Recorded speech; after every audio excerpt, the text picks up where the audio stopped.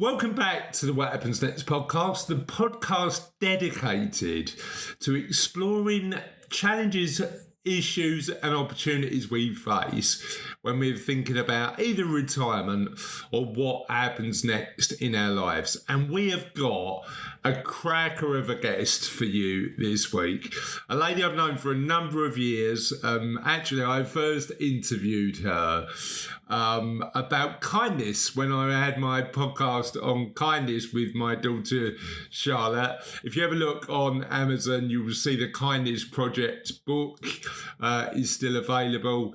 And Ruth, what I wanted at the time when I interviewed Ruth originally was what positive psychology could tell us about kindness. And I went to the University of East London, where Ruth is a lecturer and academic, and ended up spending 3 whole hours talking to Ruth about everything relating to managing change, how positive psychology can impact our lives.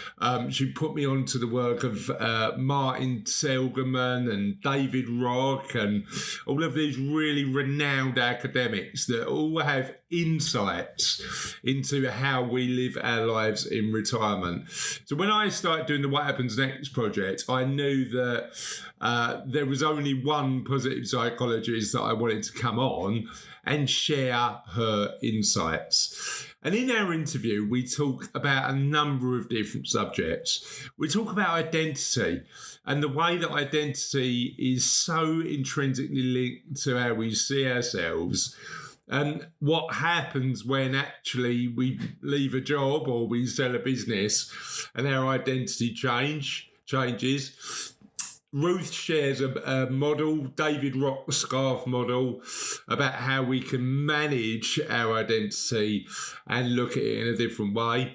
We talk about stepping into the unknown, and Ruth shares her own story from leaving one role as an expert and becoming a learner again, and looking at that growth phase. We look at intentional change and how we need to be self-aware and have a look at what gives us intentional joy and a longer-term vision. And we talk about discomfort, because all of this stuff actually isn't particularly comfortable. The challenge we face, and I've seen it in my work time and time again, is often we might be comfortable doing what we're doing, but we're certainly not happy. So we need to go through that discomfort to get to a point where we are doing work that really matters to us, or spending time with people we love and like, even though that transition from what we've been doing for many years to what we want to do next is going to be uncomfortable. And more importantly, we talk about the impact of gratitude and kindness in that journey towards what happens next. So without further ado, let's go on to the interview with Ruth. We're on a mission with What Happens Next to help as many people as we can navigate the next chapter of their life. So I need a favour. I'd like you to visit our YouTube channel at What Happens Next Life, and we'll make sure we put a link to the YouTube channel in the comments. Enjoy the videos, like the ones that you get benefit from, but most importantly, please subscribe. We want to help as many people as we can with What Happens Next, and subscribing to our YouTube channel for free is the easiest way you can help us. I'm really excited. I've known Ruth for years now, Ruth, right? Yeah, it's about 3 years, I think. We first got together on the Kindness podcast, wasn't it? You did. You helped me with my last book, and I'm sure talking about gratitude and kindness is going to come up today. However, one thing I want to mention before we start the interview is any comments you want to make, any questions you've got. We'd love to hear from you. I've got the comments box up, so feel free to get involved, get engaged, and let us know what you think. So, Ruth, I want to start with a question because I know you're amazing, but I want our audience to know as well. So tell us a bit about you. Okay, so my name's Ruth Hughes. I'm the founder director of Curious Human Limited, and this company helps individuals and organisations successfully navigate cultural transitions. You might go, well, what does that mean? Um, so it's about where we are, how the context that we're in impacts our sense of identity. Um, I started out in education and in the voluntary sectors and leadership roles. And then I did in 2018, I did a master's in applied positive psychology and coaching psychology. And I really wanted to focus on those transitions. I spent 11 years in Zambia, and then I came back and worked in the independent school sector. I was director of boarding, I've been director of admissions and marketing.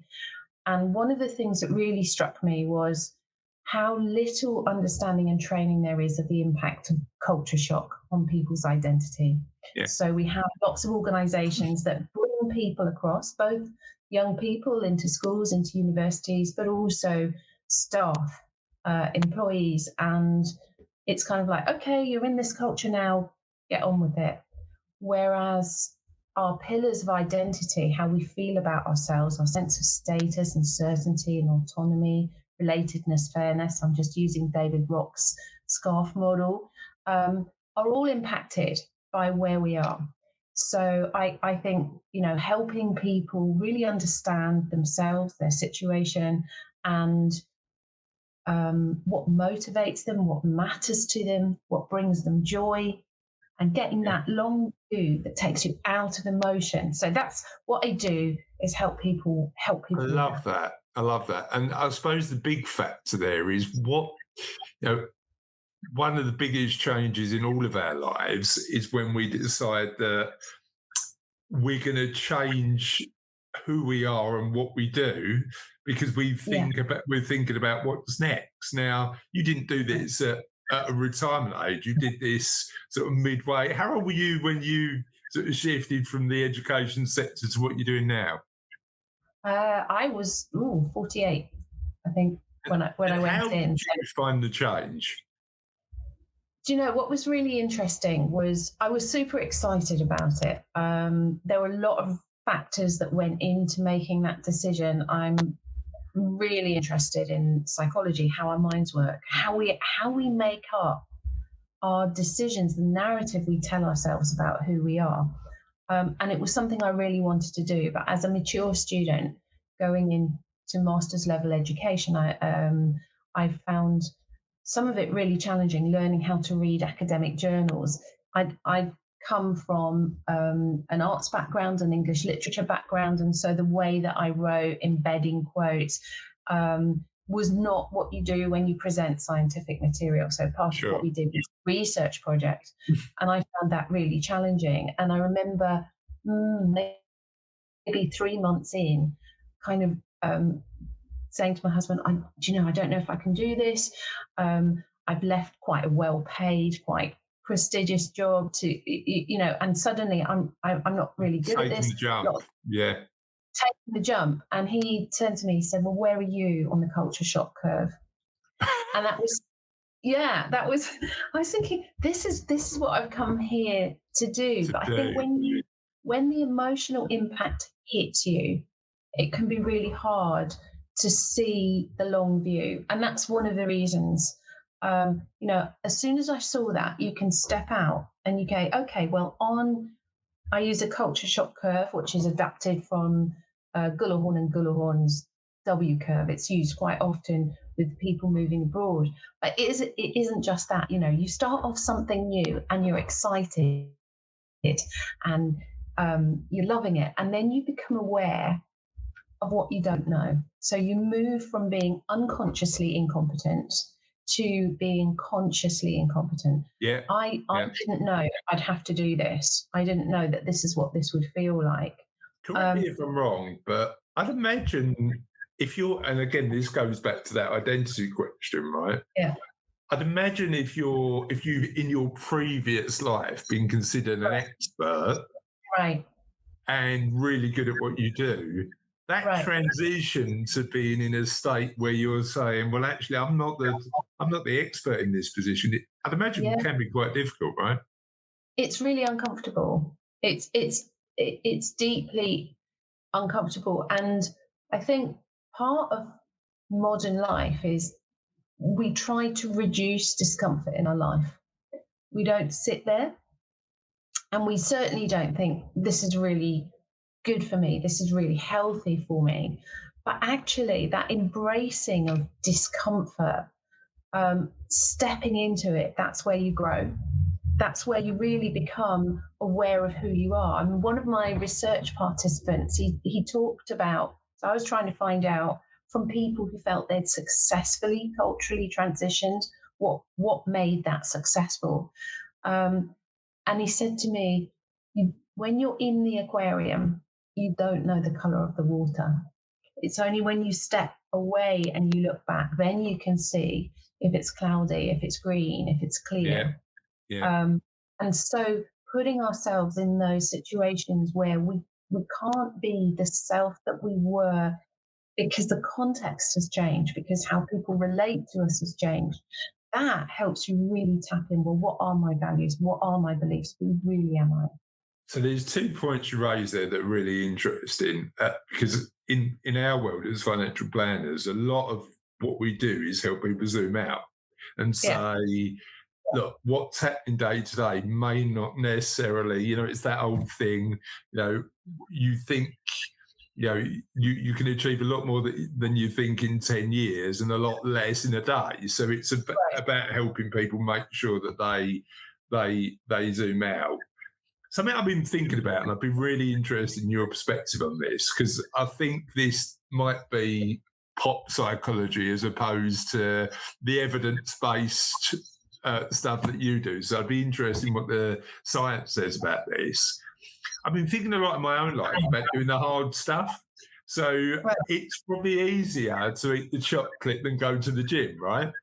And right. it's easier to admit to pretend you've got all the answers as opposed to admit you're wrong and still learning. Yeah. Um, uh, what do you think about that? Doing the hard stuff and putting yourself in positions of discomfort. Yeah. If we zoom out, is actually good for us. What are your thoughts around that? Yeah, totally agree with that. In fact, I've got a friend and a colleague, Paula Reed. She's written a book called Adventure Psychology. She invited me to contribute to a chapter. And her sort of phrase that she uses is going knowingly into the unknown. Yeah, And what she does is something else. She was the third British woman to walk to the South Pole carrying 48 kilos worth of sled behind her, and I mean she's extraordinary. She's around the world yachtswoman. I that kind of level of physical discomfort is something beyond me. But the psychology of it, of going knowingly into the unknown, as she would put it, really putting yourself out there. And this is why people who make those changes in life, and for me, especially people who change countries, but even changing jobs, one of the things that after I graduated, I worked for a few years. I still do some research supervision for the University of East London. And I set up an academic coaching for success program for people who are coming into university education from non-traditional backgrounds. yeah, So, first in your family to go to university, those people who come from a background where other people have gone, they, there's a when things part, isn't there? Yeah, right. And there's also a resource. You can talk to people in your family and you go, this feels really hard. And they go, yeah, that's normal. Round about yeah, Christmas, everybody feels like that. If you're the first in your family to do something, and in that case education, you haven't got that. And so you hit that point of discomfort. That hit me actually, yeah. even though I knew about this in advance, where you can go one of sort of three ways. Either you just start to get used to it, adjust, expand your knowledge. That's the kind of usual path. But otherwise, you can say, I really hate it here. I feel really uncomfortable, don't like the place. It's too hard. The teachers are not what I wanted. And then you leave. And that's, in a way, an abandoning of the dream that you'd set yourself up to do. Or you can turn in on yourself and you can say, well, the place is great. Other people seem to be coping fine. But I feel awful. So I'm anxious about this. Maybe I have anxiety. I feel desperately sad. Maybe I have depression.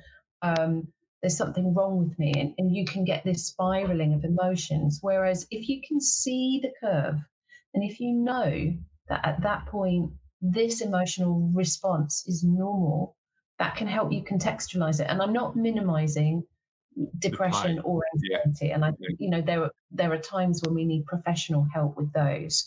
And you need to know where you can go to, Mind UK, or there are a lot of places that can provide that support. But feeling that uncomfortable emotions are not okay isn't always helpful. Actually, those emotions are there for a reason. Yeah. If you're away from people you love, it's normal to feel sad. If you're doing something you've never done before, it's normal to feel anxious. But if you can recognize that, embrace it, step into it, that's when we grow. That's when we can be 100%. And it's that, as you say, it's that I suppose when you do something, stepping into the unknown, you're proving something to yourself, aren't you? That you're building that muscle effectively of going, actually, I can do it. I might not be perfect, but I can do it.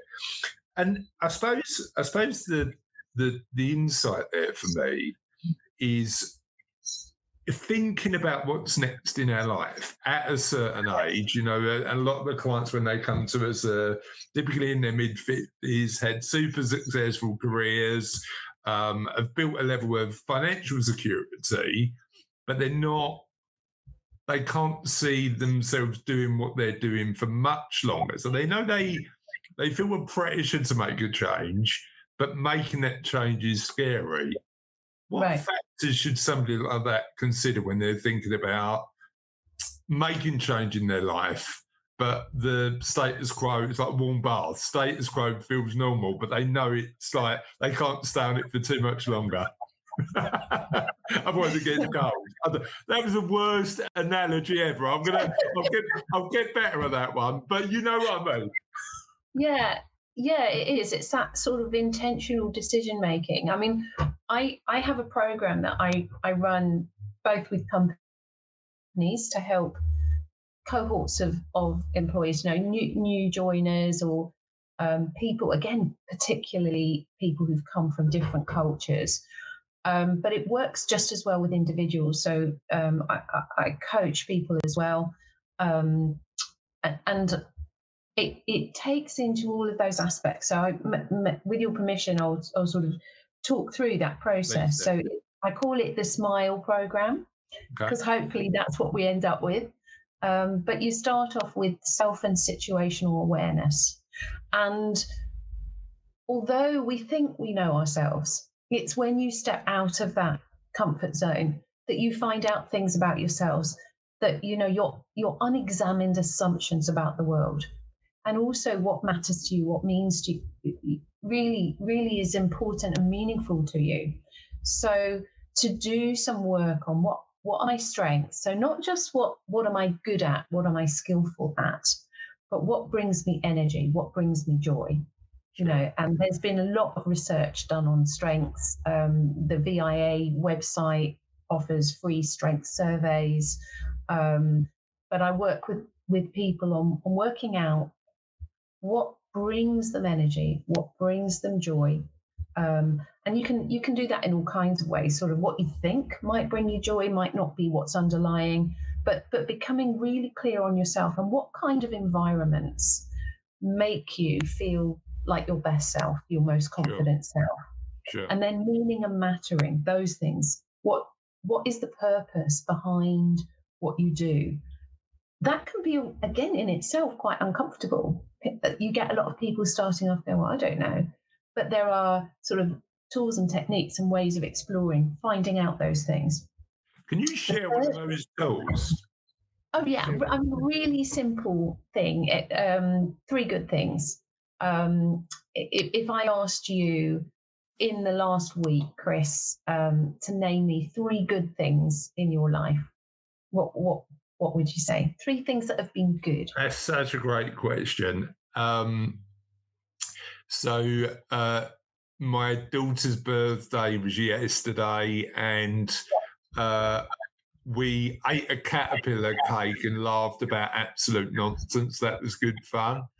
I saw a client yesterday and gave them clarity in terms of what their future looks like, and the technical side was fine. The satisfaction I got was when they left, because it's really interesting when people come and speak to somebody like me. I know it's not always the easiest conversation in the world, so I say that. So I say, well, look, it's not. And the client at the end said, "Thank you for what you're doing for us. And by the way, you're not scary at all," which was a interesting comment. So that was nice. So I like it when people benefit from the work we do. And then I suppose the other thing is Cassie and I had our 18th wedding anniversary on Friday, and we went out for a date night, and that was really nice as well. So I think what I've realised is I'm here to help other people in whatever way I can, and that starts with family, but hopefully that extends to my professional life too.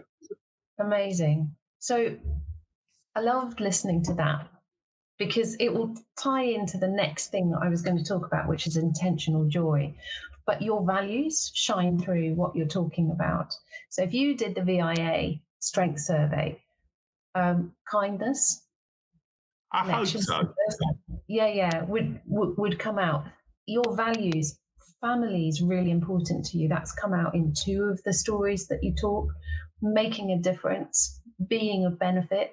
Yeah. And also fun. You talked about laughing and the caterpillar cake. So humour has come out as one of the things that matters to you. Yeah. So if you were thinking about what you were going to do next, just from that very brief piece of storytelling, if you didn't have your family, if you didn't have humour, if you weren't able to make a meaningful difference to other people's lives, there'd be something missing. Yeah, really interesting. So those might be things that I would look for, or you would look for building in your future. And I suppose the other thing I'm really curious about is, because we've talked about the change curve. And we have a conversation with clients, and certainly the more I'm learning about sort of this as I'm writing sort of the book and things like that, is that, as you say, the benefit of taking the long view and zooming out. Right. How do we react to change when we think it's too immediate? And what sort of time frame should we be looking at or thinking about change over? Because clearly, if I said, if one of my clients said, right, you're being sort of made redundant tomorrow, that might be a change thrust upon them that they're trying to cope with. But so when you're thinking about change, what are you thinking about in terms of timeframes? As you say, it really depends what the change is and if it's intentional. Contextual, isn't it? Yeah, it's contextual, and it's contextual to that person. So the change model that I was referring to is intentional change. So somebody who's made a decision. And we've also got to recognize there's a tension in humans. So we like change if it's novel and if we have control. Yeah. But what we don't like is feeling out of control. And I'll come back. I mentioned briefly David Rock's SCARF model at the beginning, and it's something that I would use a lot for myself. It was really helpful for me to frame and contextualize change. So he talks about 5 pillars of identity: status, certainty, autonomy, relatedness, and fairness.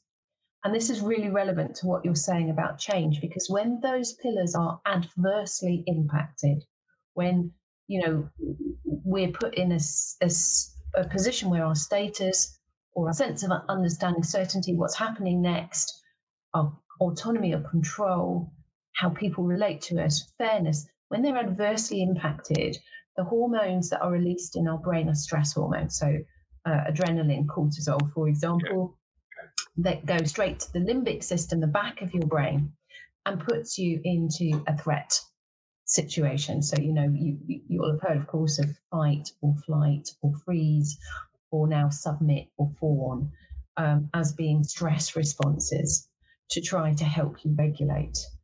So if you have change that has been thrust upon you, your sense of certainty and your sense of autonomy are definitely going to be impacted. Your sense of status may well be impacted as part of that. So all of those things you're trying to regulate, you're trying to get back into a position where you feel in control again. So that is going to need to be addressed first. And one of the things, if you're managing groups of people, to understand is you can't sort of reason people out, or but you just look at the long view. Until you address the threat, nobody's going to be able to think, because when people feel that they have certainty, autonomy, status, relatedness, fairness, the hormones that are released, serotonin, oxytocin, they're in the front part of your brain. That's where you think, that's where you can be creative, that's where you learn. And so I mean, I suppose when I'm thinking about the clients that we help, that scarf model is really interesting, because status is something often they're giving up. Right. And they sort of know that they want to do it, but it's difficult to.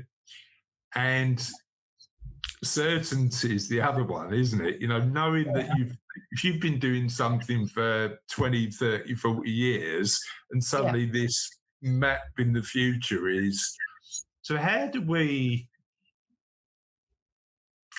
confront that change and do it in a way where we can be happier moving forward?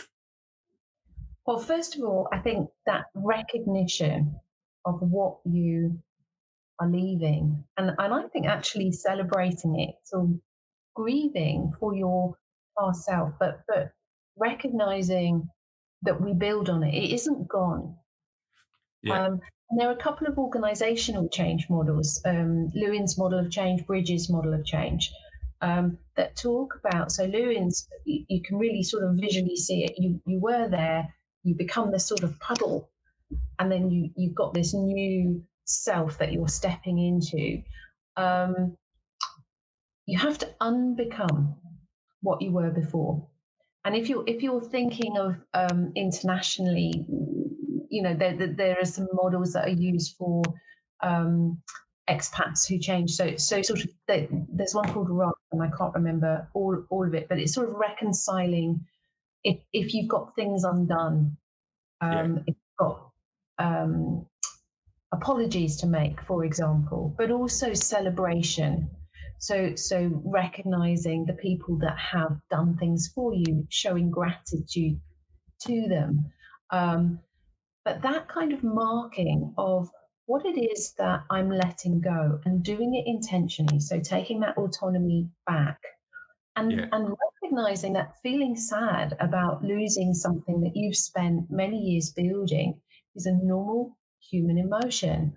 Maybe, this is why we have rituals and ceremonies. And I think actually one of the reasons that COVID hit us so hard was because those rituals and ceremonies of transitions were paused, so young people. Yeah, it's such an interesting perspective, that, because it's, having a celebration of what's gone, recognizing what needs to move forward, allows us to sort of richly draw a line, right? Right.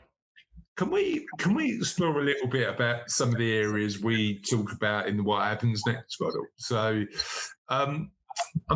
what I'm thinking about is physical well-being and the impact that plays on our Right. psychology and happiness. Tell me a bit about that. What does the evidence say? Massively important. So, if you brought in positive psychology, I've already, the three good things that I mentioned, that's one of Martin Seligman's. So people who are interested in positive psychology. I really hope you're enjoying the interview so far. But now what I'd like you to do is take action to help you work out what happens next in your life. The easiest way to do that is to do the What Happens Next quiz. It's free to do, takes about 5 minutes, and you can do it while you make a cup of tea and wait for the next part of the interview.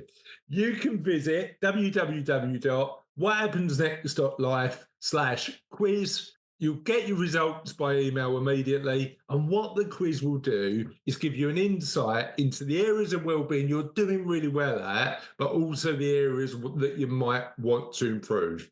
Enjoy the quiz. Let us know what you think. And let's get on with the interview. The sort of godfather of positive psychology is Martin Seligman. Thrive is amazing, isn't it? Thrive Absolutely. is the book that I read that I just got so much out of, and 100% recommend that. Yeah. I mean, he sort of in 1998, he called on the American Psychological Association to stop focusing so much. He said, what we've done is brilliant on what goes wrong and how to fix it, but let's look and let's scientifically evidence what is right. And then use that to help everybody make their lives better, thrive more. So he came up with this model called the PERMA model, where he was saying what the research needs to look at are these areas: positive emotions, engagement, relatedness, meaning, and achievement. And you asked me about the physical well-being. Well, that's missing from the PERMA model, but Peggy Kern and Michelle McQuaid said, no, PERMA needs to be spelled with an H on the end, health and exercise, because there is so much evidence about the impact of health, exercise, your physical well-being on everything else, So yeah, there's a fantastic evidence base on the positive impact of physical well-being on everything else. So one of the lecturers I was happy enough to study with, Kate Hefferon, has done a lot of research on that. So if you're interested in the research base, it's worth looking at her work. Amazing. I always find myself, and it's weird, that challenge thing. I was at a class yesterday, and 3 burpees in, Ruth. So I felt like never wanting to exercise again. Right. But actually, the chemicals that kick in after that, endorphins. Is like, I felt amazing afterwards. And I've been thinking a lot, particularly when we're talking about what happens next, about balance. About balance. Because what we tend to find when we have informal conversations with clients about what's next, part of the driver to change is they recognise they've probably not got the balance right. And I'm really conscious of. I'm a firm believer in comparison being a bit of a thief of joy, and not talking about perfect balance like it's something that actually it exists, but striving towards balance.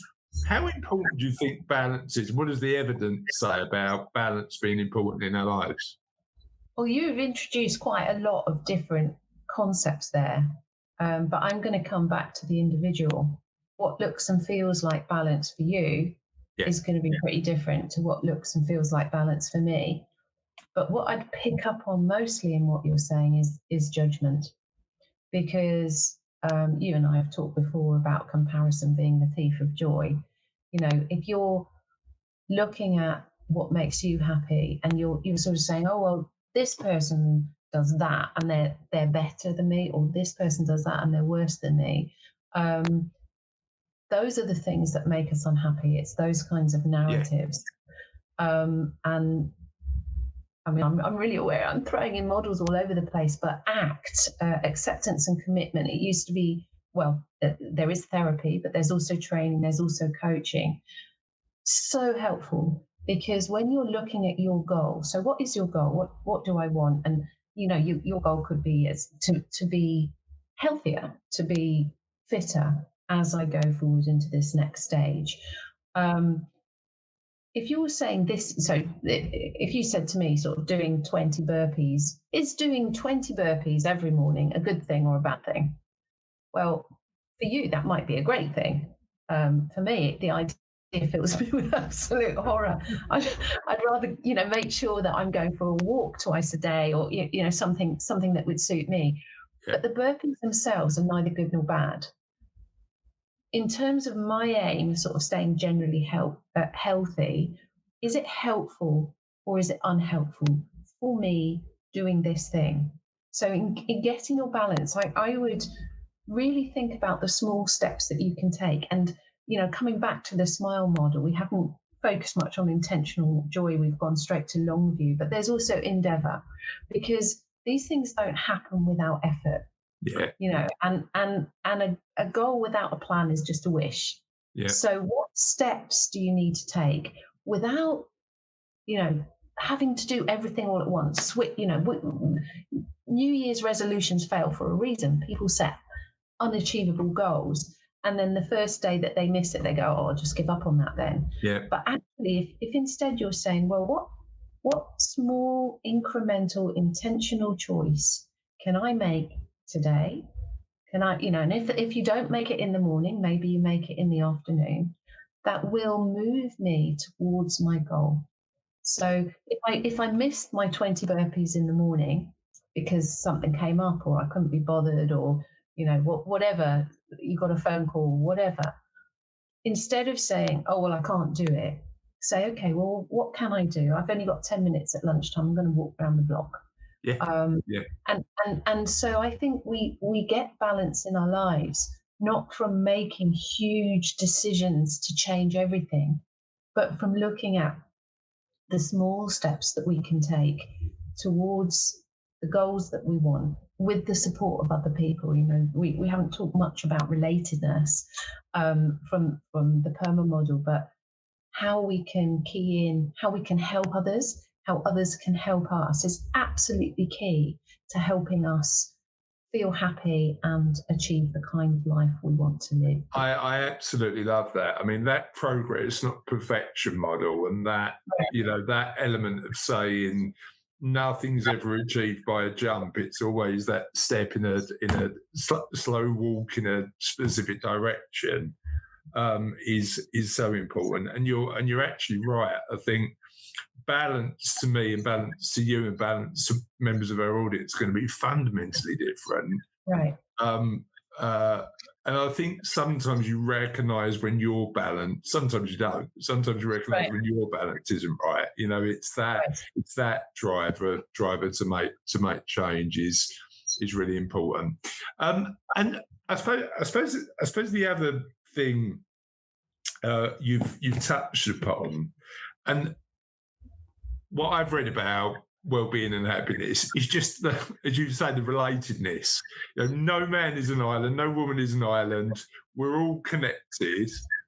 How important is that relatedness? And can I be perfectly frank? There's probably a period in my life where, not that long ago, actually, probably 4 or 5 years ago, and COVID sort of changed my perspective on this, where I was probably more focused on the on the business relationships I had instead of the personal relationships I had. But how important in our well-being is those personal relationships, and what small steps can we make to make sure that's better for us? Yeah, I mean, business relationships are also personal relationships. Yeah. Because I think that's something that I think is really important in terms of how organizations look at their people, that we are all human beings. We don't get a practice life. Yeah. This is it. This is the life that we have. Yeah. And relationships, how, human beings are social animals.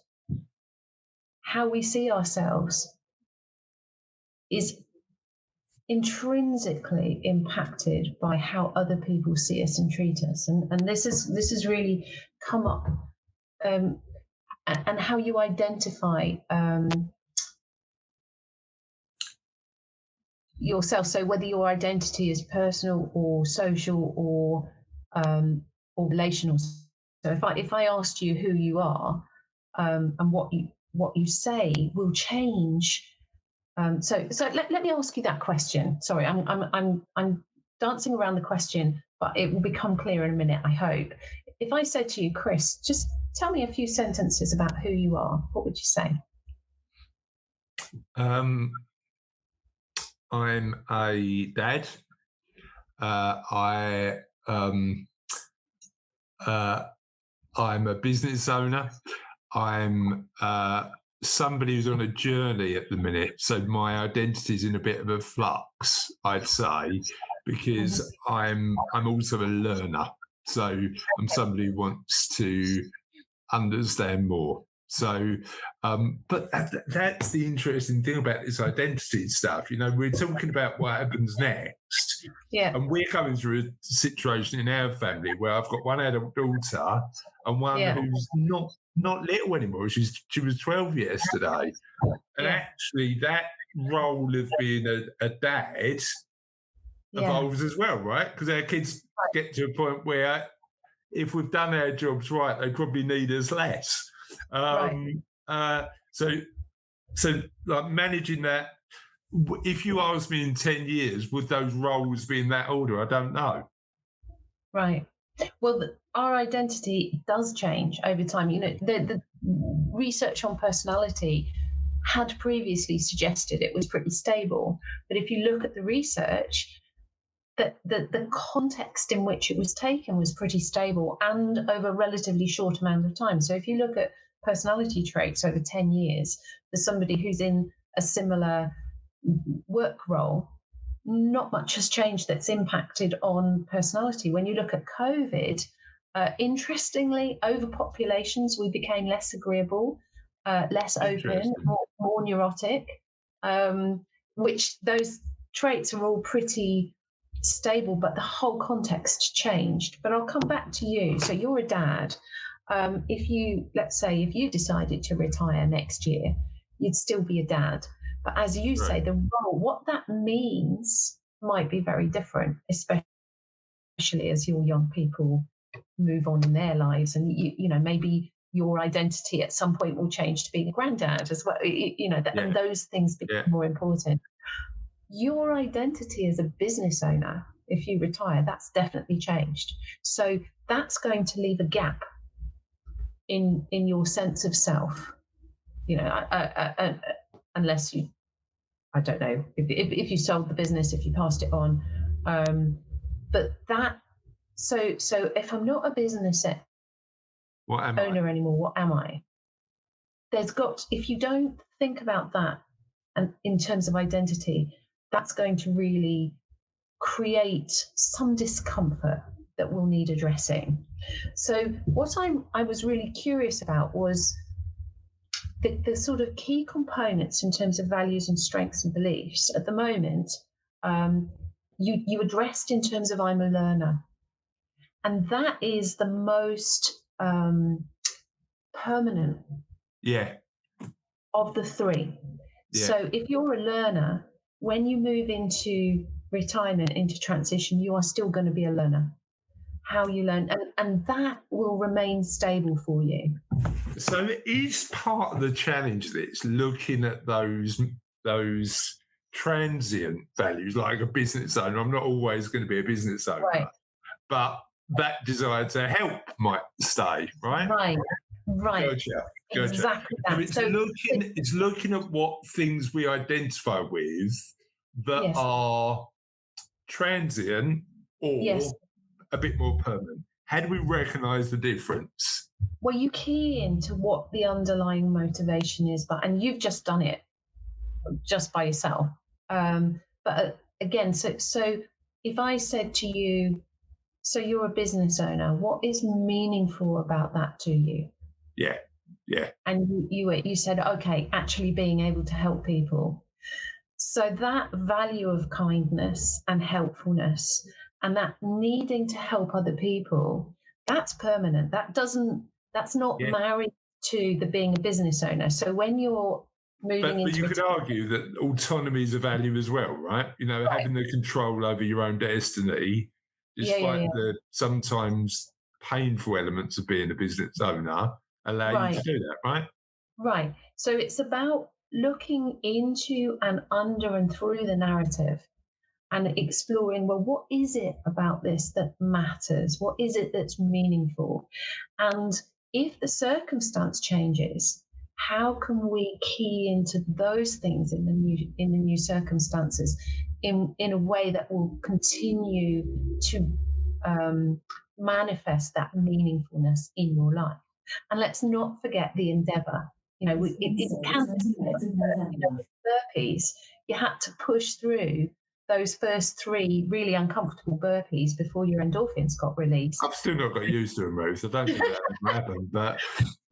But you're right. You're right. It's that, you know, it's like that challenge in our life is Right. an important part of growth, isn't it? That Right. element. We've talked a little bit about this, and I know we met because you provided me amazing insight in my last book I wrote about kindness. Talk to me a little bit about, and the way we're framing it in this is slightly different. We're talking about sort of community and helping others and stuff. We've talked about how important gratitude is in our lives. Yeah. How important, and what's the benefits of when we're thinking about what happens next, thinking about how we help others? 100%. So again, if positive psychology interventions are evidence-based interventions that have been shown to raise well-being, and kindness interventions are a massive part of that. In fact, one of my former colleagues, Rona Hart, is at University of Sussex, and she's doing a lot of work and research into kindness and its well-being benefits. But again, if I bring it back to an actual intervention that you can do, there are a number of different ones. One of them is random acts of kindness. So to specifically look in your day for things that you can do for other people, you know, just letting somebody go in front of you when you're stepping onto a bus, or you know, many different things, helping somebody in different ways, that improves your well-being and other people's well-being. And there are some research, that quite old psychological research, so people being given $100. This was obviously American intervention, and so that you measure well-being. There are well-being scales that you can take, how happy you are, and you're given $100 and given the choice of spending it on yourself or on other people, and without massive impact on spending that money on other people, is so much better for our well-being and lasts longer. There's an amazing book on financial well-being called Happy Money by Elizabeth Dunn. And she talks about the fact that they did an experiment where they gave somebody a $10 Starbucks card, and they could either buy themselves a couple of coffees or give it away. And ultimately, the ones that gave it away made the most happiness. And I think, I think it's underestimated doing that, and it doesn't need to be big steps. It can be those baby steps towards whatever a meaningful life means for you. However, we've spoken quite a lot about this journey being scary, and moving into a situation where we're putting ourselves in intentional, I don't know if pain's the right word, but intentional discomfort. What's the first steps, do you think, when somebody's thinking about making a change in their life, that they need to take? Well, I mean, it's going to depend on the change, Chris. So that I'm going to come back to Paula Reed again, going knowingly into the unknown. So planning can be really helpful. One of the reasons that the kinds of changes that you talked about in terms of making, an unexpected redundancy is you haven't been able to plan towards that. Yeah. And so being able to think it through. So I would say that if you have an unexpected change that's come in, the first thing you need to do is be able to emotionally regulate. And for me, breathing, it sounds like, yeah, we all breathe, we do, but taking really deep breaths, really focusing, doing apps like Headspace are great for helping you focus on being in the here and now. Quite a lot of our distress comes from the movie that we're playing in our head about what is happening. So, if you can think like right now, right here, I'm safe, got enough food in my belly, I'm warm. I'm panicking about the unknown and the future, but actually I'm just going to breathe into that moment. I'm going to think about things that I can see, things that I can hear, things that I can smell. And I'm going to work on focusing first on emotional regulation. Okay. And then I'm going to be really clear about my coping and my distracting strategies. So at times we can do things that help us cope with and engage the thing that we're trying to deal with. At other times we need to get away from it. We need to go for a run. We need to watch a film. We need to use those moments of intentional joy and not feel guilty about it. One of the things when you feel like something big is going wrong in our lives, bereavement, actually what's going on in the world at the moment is causing a huge amount of distress. Sure. And so you can think, well, then it's not okay for me to feel happy in the small moments, cutting a caterpillar cake. But those small moments are really important. We need a break from an overall overwhelming narrative. So I would say, if you're going to step into something that's unknown, you use the long view. You know that there are going to be times that distress and discomfort are coming, and you need to know your own personal strategies for dealing with that. They're going to be different for you. They're going to be different for me. What is it that helps me regulate at the times when I'm distressed? And for me, the thinking. So there's a great TED talk, Kelly McGonigal, talking about stress. And she's done a lot of Dr. Kelly McGonigal, just Google it, on stress. And she talked about it isn't the actual stress that causes the health issues, it's how we think about stress. Perspective, isn't it? Yeah. Yeah. So if those symptoms that come up, if you have to make a speech in front of people, your palms might be sweaty, your mouth might feel dry, your heart might be racing, you might have this thing, oh, I've got to talk in front of people, I don't know what I'm doing.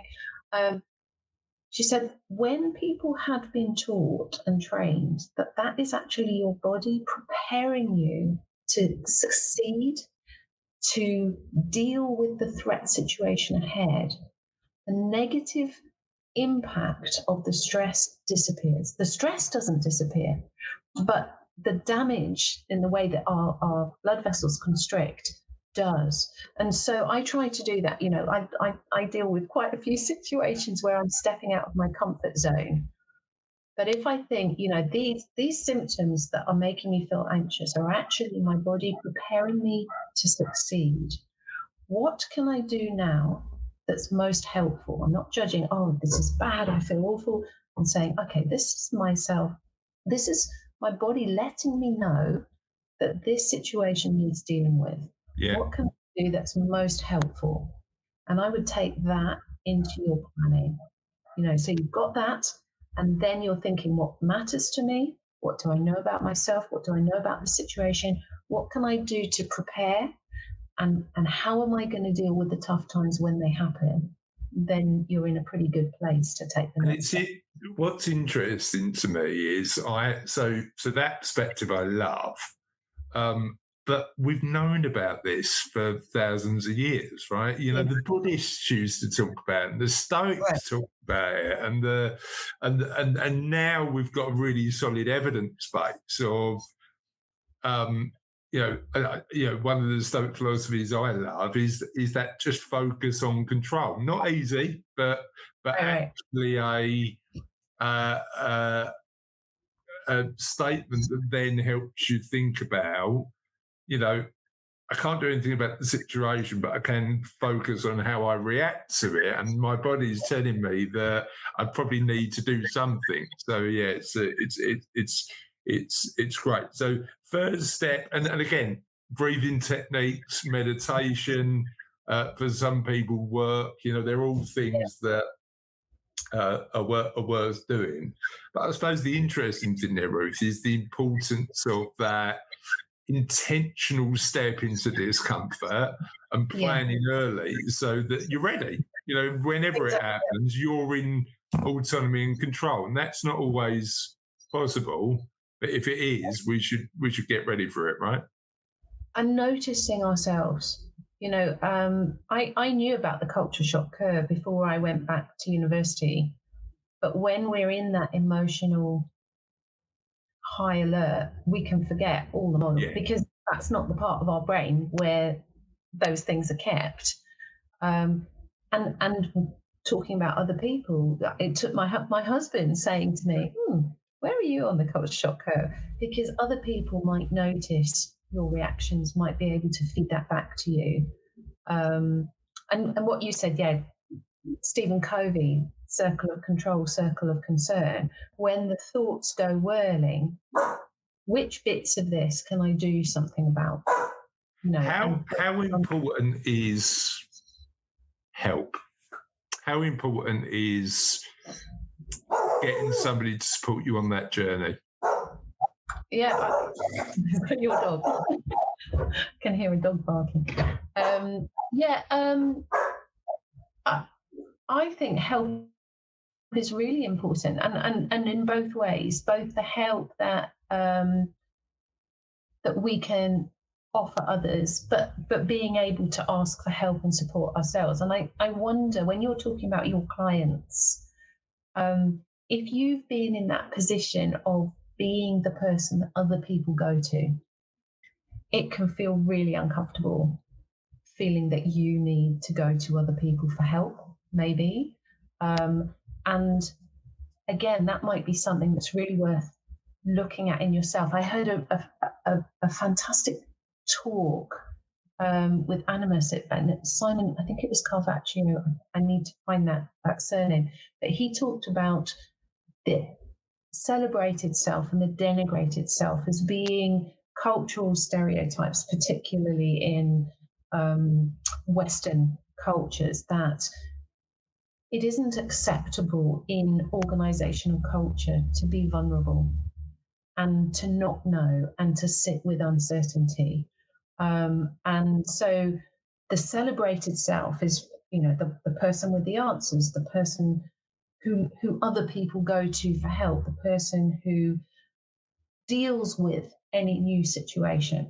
And so if your organization and culture has reinforced that idea of selfhood as the person that you need to be, suddenly, if you're in a position where you feel vulnerable, where you might be feeling emotional, where you might need to go for others for help, you've got a sense of shame about those feelings. So this is really interesting. I think when I think about it, it's in the business context, and this is another hour's conversation, I think. So, but when I think about that in a business context, I always think that being vulnerable is important because I want my team to be able to do that as well. When you don't know, it's important to say you don't know and have that culture of not having all the answers. But, it's, as you say, it is a bit of a gap. I really hope you enjoyed that. And one of the things that we really want you to do is get as much from the What Happens Next project as you can. And we think that one of the big things you're going to get loads from once it's written is the What Happens Next book. Now, that's currently a work in progress. I'm doing the work to complete the book now. It will be ready in 2025. But what you can do today is join the waiting list. So you're one of the first people to get a copy and get loads of goodies on top. Because if you join the waiting list today, not only will you get access to the book first, you'll also get loads of goodies that we're currently working on in addition to the book, now ready for launch.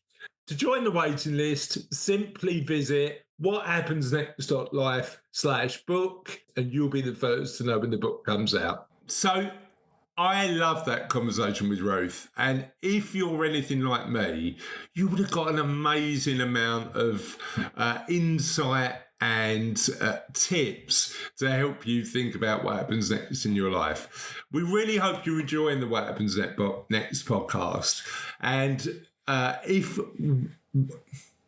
we really hope you're enjoying the What Happens Next podcast.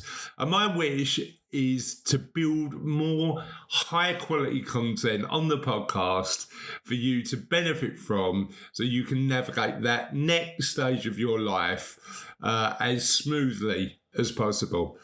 So what I'd love for you to do is email me directly, chris@cervellofp, CERVELLO, F for Freddie, P for Peter.co.uk, and let me know what you're thinking of the podcast. What can we talk more about? What should we be exploring differently? What should we be doing to help you more? And of course, if you are enjoying the podcast, we'd really appreciate a positive review on your podcast platform of choice. That's it for this week. Have a lovely day, and we'll see you on the podcast soon.